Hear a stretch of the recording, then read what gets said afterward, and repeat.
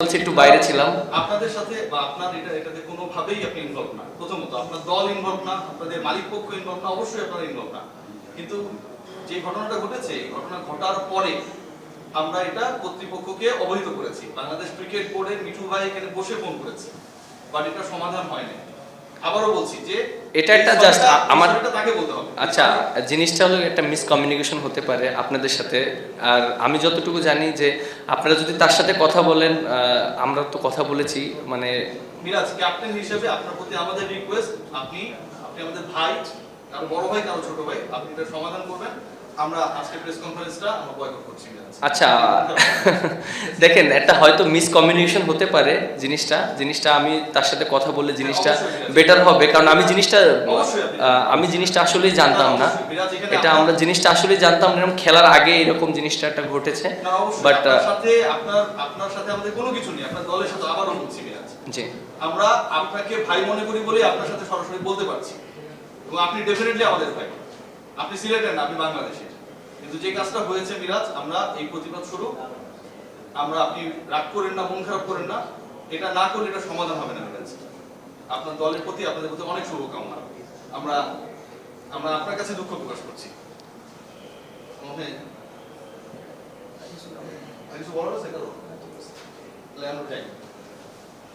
তুমি তোমার স্টেটমেন্টটা দাও, তোমার অফিশিয়াল স্টেটমেন্টটা দাও। অফিশিয়াল বলো যে ম্যাচ শুরুর আগে জানছি আমার সাথে সময় ছিল, এটা নিয়ে তুমি তোমার স্টেটমেন্ট দাও। বেসিক্যালি জিনিসটা হলো যে ম্যাচ যেহেতু স্টার্ট হয়েছিল, তার আগে এই জিনিসটা ঘটেছে। মানে আমি সম্পূর্ণটাই অবগত ছিলাম না। আর যেহেতু খেলা শেষ হয়েছে, যেহেতু তিনি আমাদের একজন উপদেষ্টার সম্মানীয় মানুষ, এবং অবশ্যই আমি চেষ্টা করব তার সাথে কথা বলার জন্য। বিষয়টা যেন মানে মানে জিনিসটা আমার কাছে মনে হয়েছে একটা মিসকমিউনিকেশন হয়েছে। যতটুকু দ্রুত সম্ভব আমি তার সাথে কথা বলবো ইনশাল্লাহ এটা বিষয়টা নিয়ে।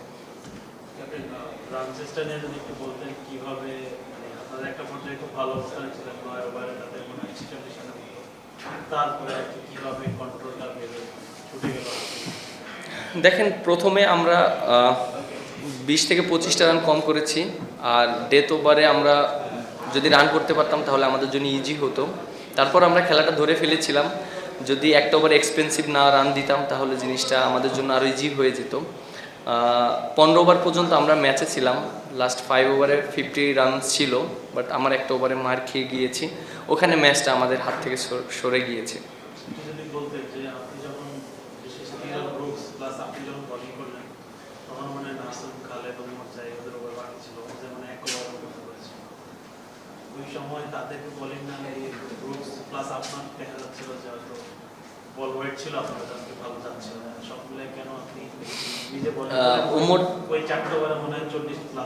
ওমর জাহিদ যেটা, ওর একটু গ্রোইনে টান লেগেছে, এর জন্য ও মাঠ থেকে উঠে গিয়েছে, ও বোলিং করতে পারেনি। আর যেহেতু ওদের একটা লেফট হ্যান্ডি ব্যাটসম্যান ছিল খুশদিল, আমরা ট্রাই করছিলাম ওকে যদি আউট করতে পারি, সেজন্য আমার ওই ওভারটা আসা। এবং রিয়াদ ভাই ভালো ব্যাটিং করেছে, এবং সত্যি কথা বলতে উনি খুব ভালো একটা চান্স নিয়েছে, এবং ওই ওভারে তিনি সাকসেসও হয়েছে। আমি যদি আরটু বেটার বল করতে পারতাম তাহলে ভালো হতো, বাট তারপর রিয়াদ ভাইকে ক্রেডিট দিতে হবে, কারণ উনি ওই ওভারটা যেভাবে চান্স নিয়েছে এবং সেটা সে সাকসেসও হয়েছে।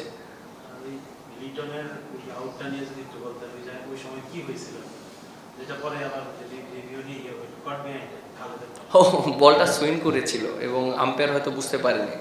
এত বড় সুইং করেছিল, এর জন্য আম্পায়ার মনে করছে যে ব্যাটে লেগেছে।